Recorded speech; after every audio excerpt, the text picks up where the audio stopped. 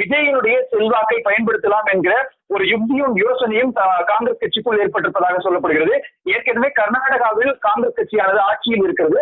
அதே போன்று தெலுங்கானாவிலும் காங்கிரஸ் கட்சியுடைய ஆட்சி தொடர்ந்து கொண்டிருக்கிறது.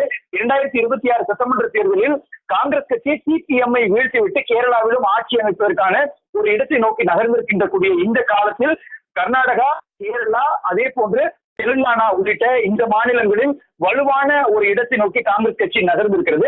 தமிழக வெற்றி கழகத்தினுடைய தலைவர் விஜய்க்கு ஆந்திராவில் அதிக அளவு செல்வாக்கு இருக்கிறது.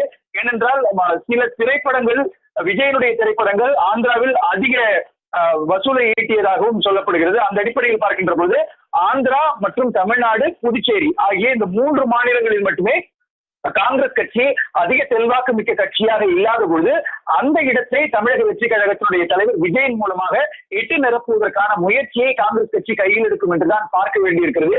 ஏனென்றால் புதுச்சேரியை பொறுத்தவரை என்ஆர் காங்கிரஸ் மீண்டும் ஆட்சியை தக்க வைத்திருக்கிறது.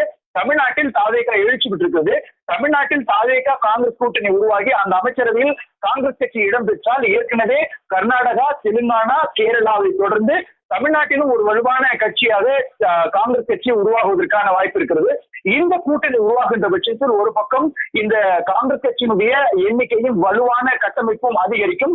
அதோடு மட்டுமல்லாமல் 2029 ஆண்டு நடைபெறக்கூடிய நாடாளுமன்ற தேர்தலிலும் கூட இதனுடைய தாக்கம் என்பது அதிக அளவு உருவாக்குவதற்கான வாய்ப்பு இருக்கிறது.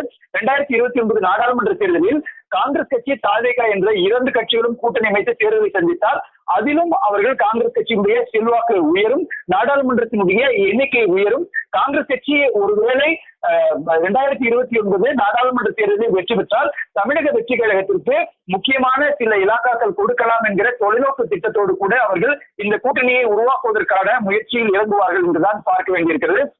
ஏறக்குறைய 2019, 2024 ஆகிய காலகட்டங்களில் காங்கிரஸ் கட்சியோடு திமுக ஒரு தோழமையாக இருந்தது.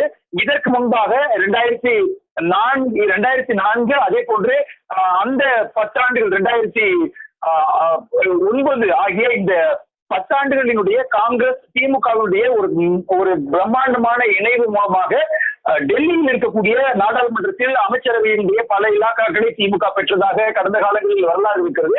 அந்த இடத்தை தாவேகா நிரப்பும் என்றுதான் இந்த கூட்டணிக்கான வியூகங்களாக சொல்லப்படுகிறது. ஒட்டுமொத்தத்தில் காங்கிரஸ் கட்சி தன்னை மறுசீரமைப்பு செய்து கொண்டும் தன்னை புத்துணர்வுக்கு உள்ளாக்கிக் கொள்வதற்கும் தாவேகாவுடைய கூட்டணி என்பது ரொம்பவும் இன்றியமையாத ஒன்றாகத்தான் இருக்கிறது. எனவே இன்றைக்கு நடக்கக்கூடிய இந்த அரசியல் நகர்வுகளும் நிகழ்வுகளும் காங்கிரஸ், தாவேகா என்ற இந்த கட்சியை வலுப்படுத்துவதற்கான முயற்சியாகத்தான் இருக்கிறது.